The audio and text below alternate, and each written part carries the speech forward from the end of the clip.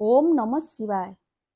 दर्शक बंधु एवं श्रावण मास चली कहुए श्रावण सोमवार व्रत कले किंबा एही दिन शिवलिंग रे जलाभिषेक कले कोटि पुण्य मिले।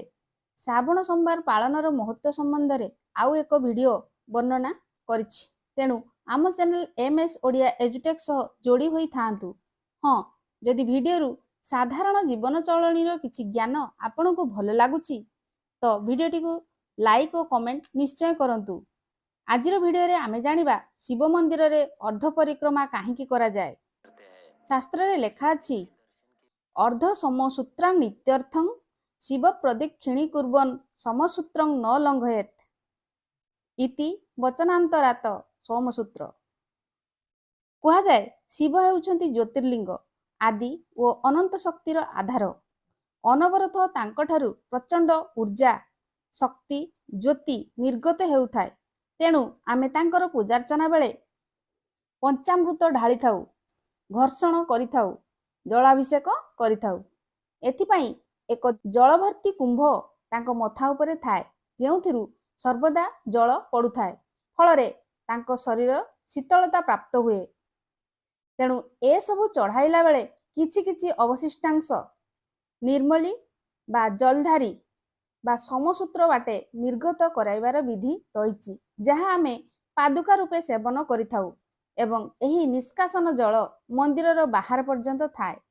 तेणु स्वाभाविक कथा जदि आमे एही ऊर्जा शक्ति को डेई परिक्रमा करंती तेबे आमर शारीरिक क्षति होई थाए।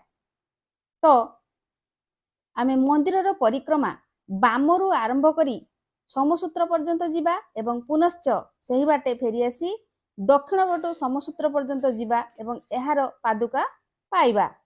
एहार विज्ञान सम्मत कारण मध्य एया जे सौर जगतर प्रत्येकटी ग्रह उपग्रह सदा सर्वदा आवर्तन और परिक्रमण करुथांती।